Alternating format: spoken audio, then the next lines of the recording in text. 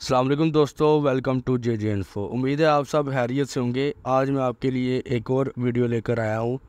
دوستو 2014 میں امریکہ کے ٹاؤن میں ایک آدمی کی موت ہو گئی جس کا نام رونالڈ ریڈ تھا۔ اس کی عمر 52 سال تھی۔ رونالڈ کی موت کے بعد ایک انتہائی عجیب بات سامنے آئی، ایک ایسی خبر جس کو سنتے ہی لوگ حیران ہو گئے۔ دراصل اس کی موت کے بعد اس کے گھر والوں اور ٹاؤن کے لوگوں کو پتہ چلا کہ رونالڈ نے 6 ملین پاؤنڈ ڈونیٹ کر دیے ہیں، یعنی $60 لاکھ۔ یہ پاکستانی 60 کروڑ سے بھی زیادہ بنتے تھے، جو کہ اس نے ایک ہاسپٹل پر اور لائبریری میں ڈونیٹ کر دیے تھے۔ یہ تو دوستو ایک اچھی بات تھی، لیکن حیرت کی بات تو یہ تھی کہ رونالڈ ایک صفائی کا کام کرتا تھا۔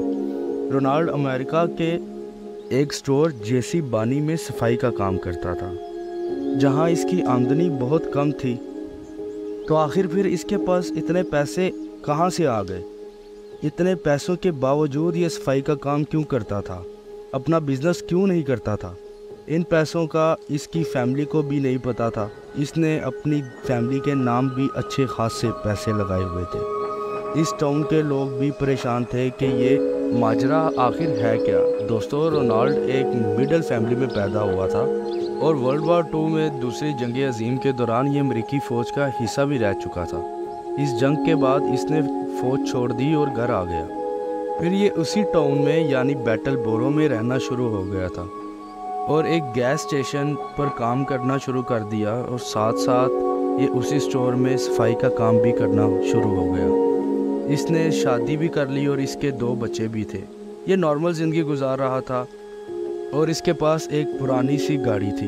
یہ کپڑے بھی پرانے پہنتا تھا۔ دوستو رونالڈ کی زندگی کی ایک اور کہانی یہ بھی تھی جس کو کوئی بھی نہیں جانتا تھا۔ یہ اپنے پیسے مختلف کمپنیوں میں انویسٹ کرتا تھا۔ اس کے ایک دوست کا کہنا ہے کہ یہ اگر $50 کماتا تھا تو اس میں سے $40 انویسٹ کر دیتا تھا، پر اس کا دوست بھی نہیں جانتا تھا کہ یہ اتنا امیر ہو گیا ہے۔ رونالڈ کے پاس اس وقت 100 کمپنی سے زائد کے سٹاک تھے، جیسا کہ Johnson Johnson, J B Morgan وغیرہ۔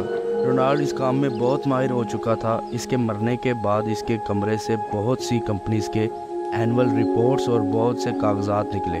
رونالڈ تقریباً $80 لاکھ کا مالک تھا۔ وہ شاید اپنی زندگی میں چینجز لے کر آنا ہی نہیں چاہتا تھا۔ اس نے سوچا ہوا تھا کہ اس کے مرنے کے بعد یہ پیسے وہ ٹاؤن کی لائبریری اور ہاسپٹل کے کام میں آ جائیں گے اور باقی کے اس کی فیملی کے کام آ جائیں گے۔ دوستو یہ تھی رونالڈ کی زندگی۔ اپنا خیال رکھیں، دعاؤں میں یاد رکھیں۔ میرے چینل جے جے انفو کو لائک، سبسکرائب، شیئر کیجیے۔ اللہ حافظ۔